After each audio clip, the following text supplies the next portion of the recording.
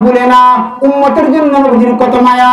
আমার আপনার নবী বিশ্ব নবী মকামে মুহাম্মদের মধ্যে উম্মতের জন্য কান্না করে, আল্লাহ আমার উম্মত রেখে দিয়া আমি জান্নাতের মধ্যে যেতে পারি না গো আল্লাহ, আমার গুনাহগার উম্মত রে আমার শুধু জান্নাতের মধ্যে দিয়া দেন। আমার আপনার নবী মকামে মুহাম্মদের মধ্যে সাজদা করে কান্না করবে।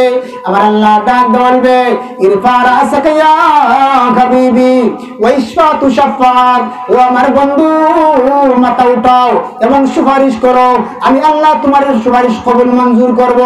যাও তোমার গুনাহগার উম্মত নিয়ে জান্নাতের মধ্যে চলে যাও। আমার আপনার নবী ওই কিয়ামতের কঠিন ময়দানে সন্তান হারা মায়ের মতো উম্মতের তারা বিমূর হয়ে যাবে। আল্লাহর উম্মতদেরকে লাইন বান্ধাইয়া সারিবদ্ধ করাইয়া জান্নাতের মধ্যে চলে যাবে। যখন নবী আমার জান্নাতের দরজার মধ্যে যাবে, নবীজির শরণ হয়ে যাবে খায়। আমার এমন কতব উম্মত আছে যারা হাসরের ময়দানে এখনো আছে, আমি নবী তাদেরকে পাইনি।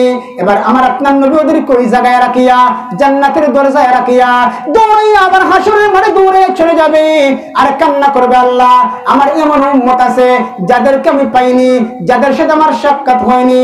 আমার আল্লাহ ডাক বলবেন, নবী গো আপনার উম্মতের তালাশ করিয়া জান্নাতের মধ্যে নিয়ে যান।